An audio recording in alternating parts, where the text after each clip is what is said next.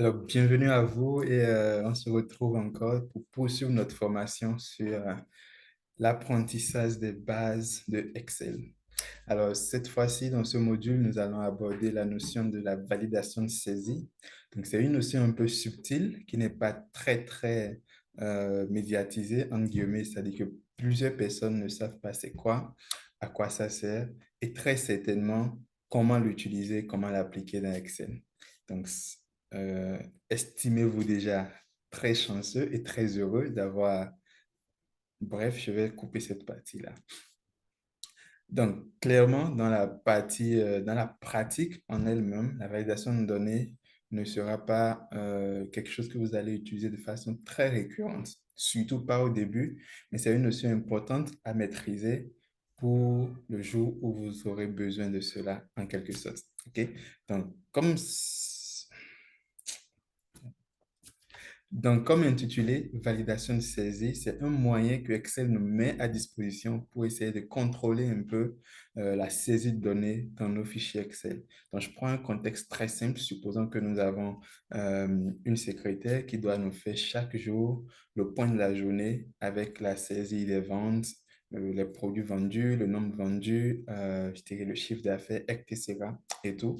Donc, et que nous ne voulons pas avoir des erreurs bêtes dans notre saisie, par exemple, avoir à la place du produit vendu le prix, par exemple, ou à la place du prix, avoir un chiffre, allez, avec beaucoup de décimales qui n'a pas forcément de sens. Nous pouvons appliquer ce qu'on appelle la validation de saisie sur la feuille, bien sûr, le fichier dont se servira notre secrétaire pour faire cette saisie-là. Donc, la validation de saisie, en quelque sorte, permet de contrôler, bien de délimiter un peu, je dirais, de délimiter un peu les limites, ça fait redondant. Euh, OK, de délimiter un peu l'environnement dans lequel est valide une information ou pas. Donc, par exemple, si on doit saisir le nombre d'unités vendues d'un produit, on sait que ça va être un nombre entier, donc certainement qui va être positif, donc supérieur à zéro, et peut-être moins de 100 si nous savons que ce n'est pas possible qu'un client vienne payer plus de 100 unités pour éviter éventuellement des saisies de 10 000 à la place de 10 ou de 150 à la place de 15.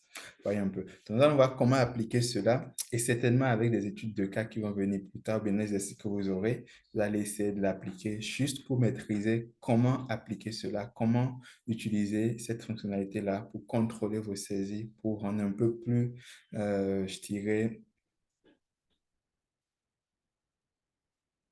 hum, pour rendre un peu plus, je sais pas.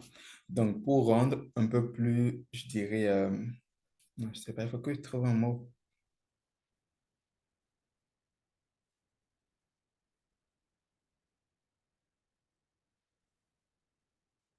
Donc, pour rendre un peu plus, je dirais, je sais pas le mot. Donc, pour contrôler davantage vos saisies et rendre un peu plus propre votre fichier de saisie en quelque sorte, histoire d'éviter beaucoup d'erreurs bêtes qui pourront rendre difficile l'analyse a posteriori. OK. Donc, très rapidement, comment ça s'applique? Désolé, je t'ai dit dans l'onglet qu'il faut. Donc, la validation de saisie, la fonction qui permet de le faire se trouve dans l'onglet Données. OK? Nous avons déjà vu le ruban, les onglets, les groupes, les fonctionnalités, tout. On sait que les fonctionnalités sont regroupées au meilleur des cas dans des groupes qui sont contenus dans des onglets qui sont après les composantes de notre ruban qui n'est qu'une seule partie de l'interface Excel. Donc, on viendra dans l'onglet Données. OK. Donc, la validation de données se trouve quelque part ici. Donc, juste trouver, voilà, c'est ici. Et c'est écrit validation de données, effectuer une sélection dans une liste, etc. Machin. Donc, voilà. Donc, l'outil là nous permet de valider la saisie. OK. Ou soit, lorsque les données sont déjà saisies, de nous mettre en évidence les données qui sont invalides. Donc, là, par exemple, on pourrait les données invalides ou de zapper cette mise en forme-là en quelque sorte. OK? Donc, ce qui nous intéresse dans ce module, c'est l'utilisation de la validation de données. Donc, je vais faire un cas pratique et je pense que ça va servir en même temps de formation pour vous.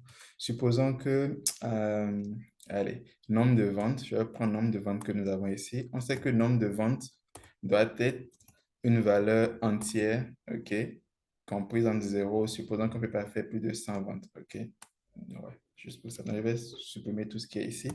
Et supposons que nous avons une secrétaire qui va nous saisir pour chaque individu le nombre de ventes effectuées, donc qui doit remplir la colonne H ici pour les individus que nous avons.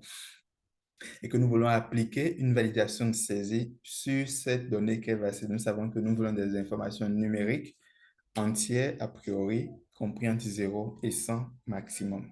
Donc, ce que nous allons faire, on va sélectionner les cellules concernées, puis on ira dans Onglet Données, Validation de données. Donc, ici, validation de données.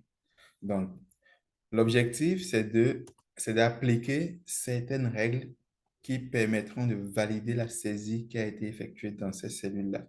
Donc, lorsque ce qui est écrit correspond ou bien respecte les règles que nous avons fixées dans la validation de données, la saisie va passer. Lorsque cela ne respecte pas, la saisie ne va pas passer. Donc, voilà un peu ce que ça permet de faire. Donc, dans un premier temps, par défaut, l'outil de validation de données, il autorise toute saisie. Donc, toute donnée, toute information qui sera saisie est autorisée. Mais nous pouvons la changer maintenant puisque nous voulons appliquer de la validation de données. Nous avons, je dirais, des critères spécifiques pour ce qui doit être saisi dans ces cellules-là. Donc, dans notre cas, c'est un nombre entier que nous voulons. Ça peut bien être des dates, ça peut être une heure, ça peut être personnalisé, c'est-à-dire on peut définir, je dirais, un type de données personnalisées, c'est-à-dire par exemple en utilisant des masques de saisie. Je ne sais pas si vous en avez entendu parler, mais en tout cas, on peut définir un format. Peut-être que les 4 premières lettres sont majuscules, les 3 suivantes sont minuscules et après on doit avoir 2 chiffres. Voilà un format personnalisé par exemple. Voilà. Donc, dans notre cas, c'est des nombres entiers. Je vais choisir nombre entier et du coup, Excel me donne, je dirais, quelques je dirais, modalité de contrôle. Donc, nombre entier compris en tel ou tel, ou non compris en tel ou tel, ou égal à tel, ou différent de tel, etc. On a tellement d'options, je vous laisse après parcourir et découvrir un peu toutes les méthodes que vous pouvez faire et qu'on pourrait les appliquer dans votre contexte et dans votre situation particulièrement. OK? Donc, nous, on va prendre un nombre entier compris entre 0 et 100. C'est notre critère, en quelque sorte, pour valider le nombre de ventes effectuées par chaque individu. Je vais prendre laisser compris entre. Le minimum, c'est 0. Le maximum, c'est 100. OK? Donc, voilà. Je peux directement faire OK. Et par défaut, tout saisit. Donc, je vais faire OK juste pour vous montrer. Donc, c'est déjà appliqué. Mais quand j'apporte la souris, on ne voit rien. Donc, celui qui est écrit, il n'a aucune information. Je vais juste mettre, allez, 34. Ça va passer. Je vais mettre ici 123. On va voir que ça ne passe pas. Cette valeur ne correspond pas aux restrictions de validation de données de cette cellule. Réessayer, je peux réécrire 130. Allez, on s'en fout. Hein. 13,43. Ça passe toujours pas. Quand je fais annuler, ça va zapper. Donc, on voit que la validation de saisie fonctionne très bien, mais le gars qui fait la saisie, il n'a aucune information de quels sont les critères pour que ça marche. Je vois tout à l'heure, quand j'avais mis 123, il me dit juste que cette valeur ne correspond pas aux restrictions de validation. Quelles sont les restrictions de validation? Celui qui écrit ne sait pas. Donc, on va aller un peu plus loin en mettant, je dirais, les messages qui orientent un peu euh, la saisie. Donc, on va revenir dans la validation de données. On a déjà mis notre option, nombre entier compris entre 0 et 100, mais nous allons aller dans message de saisie. Donc, c'est-à-dire, lorsque celui qui écrit vient déjà dans notre cellule, on va lui afficher un message pour lui dire, attention, dans cette cellule, nous acceptons des valeurs entre 0 et 100. OK? Donc, un titre, je vais mettre information, si nous voulons. OK? Et puis, je vais mettre le nombre de ventes. OK? Le nombre de ventes doit être compris entre 0 et 100. OK? Je fais OK. Donc ça, c'est le message qui va s'afficher dès que le gars il sélectionne la cellule. Donc, on voit c'est coché là quand la cellule est sélectionnée. OK? Donc, on va aller directement au bout avec un message d'erreur. Donc, au cas où le gars il met un chiffre invalide, on va aussi lui mettre un message d'erreur de style stop.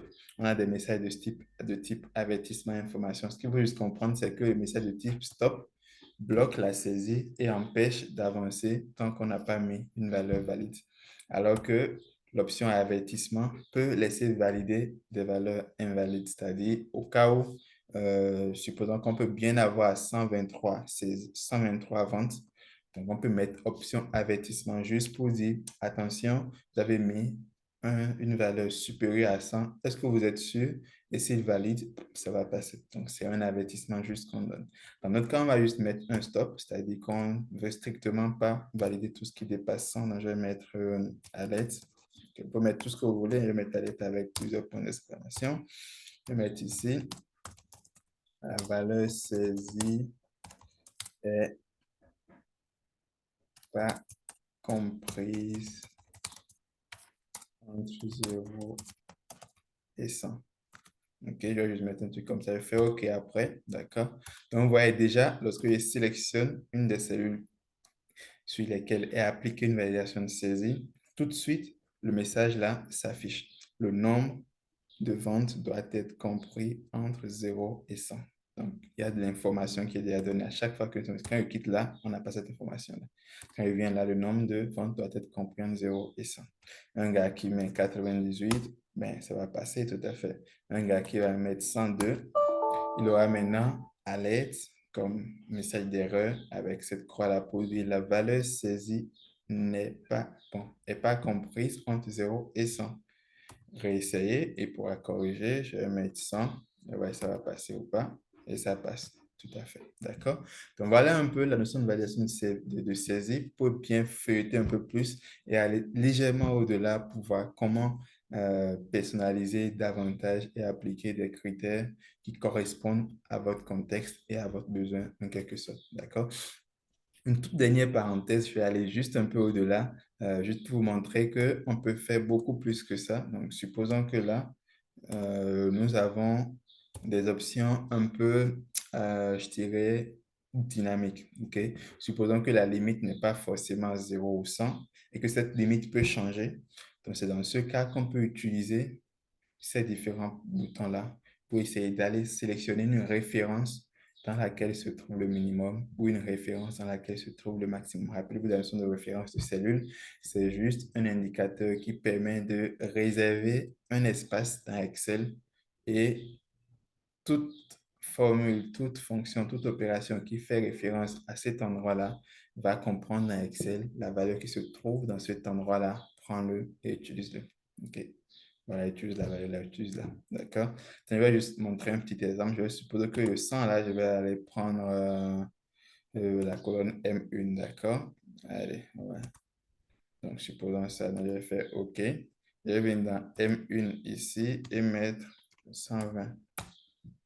Du coup, automatiquement, mes critères de validation vont changer. C'est vrai que le message de saisie, il n'a pas changé parce que c'est un test que nous avons manuellement écrit. Mais dans la cellule elle-même, si je mets 123 maintenant, ça va pas, non, ça va pas passer. Mais quand je vais mettre 115, OK, qui est inférieur à 120, ça va passer sans poser de problème parce que maintenant, ma maximum est 120. OK, je vais mettre ici 134, ça va pas.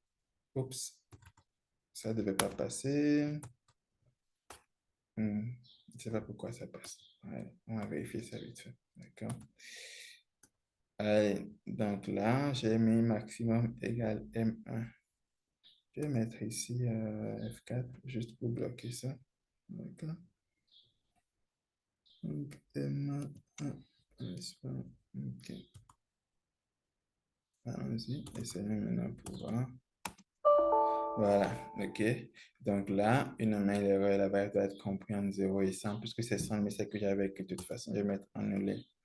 Euh, puis voilà, ça marche, ok, il dit, on va essayer. 111. Elle va passer tranquillement, OK? Si je décide de mettre encore cette barre la plus haute, 230, automatiquement, je peux mettre ici 200 désormais, et puis ça va toujours passer. Hop, j'ai dit 200, et ça va passer, mais si je mets 258, ça va pas passer. Vous voyez un peu. Donc, c'est ça la notion de, je dirais, données dynamiques, de limite dynamique en quelque sorte. C'est-à-dire qu'on peut référencer une information correspondant à une référence de cellule et on peut changer de façon courante le maximum que nous avons, le minimum que nous voulons appliquer. OK? Tout à j'ai mis F4, j'ai mis les dollars. Je vais vous expliquer un peu plus tard à quoi les dollars servent et pourquoi il est important de les utiliser parfois. Donc, très bien, j'espère que vous avez appris quelque chose et je vais ramener la limite à 100 ici. OK? Vous avez tout ce qui est là et je pourrais mettre 111, que ça ne va pas passer de toute façon. Cool, super. Donc, on se retrouve dans le module suivant pour poursuivre l'aventure et je vous recommande vraiment de réviser, d'appliquer dans les exercices que nous avons afin d'intérioriser, de maîtriser davantage ces différentes fonctionnalités, ces différentes compétences-là, de les développer de façon effective sur Excel. OK? N'oubliez pas, la première règle d'expert, c'est la pratique et la pratique. Beaucoup de courage, pratiquez davantage et certainement, d'ici la fin de la formation, vous allez vous retrouver avec un tas de compétences que vous aurez développées durant tout ce parcours-là. À bientôt et rendez-vous dans le prochain module. Recording stopped.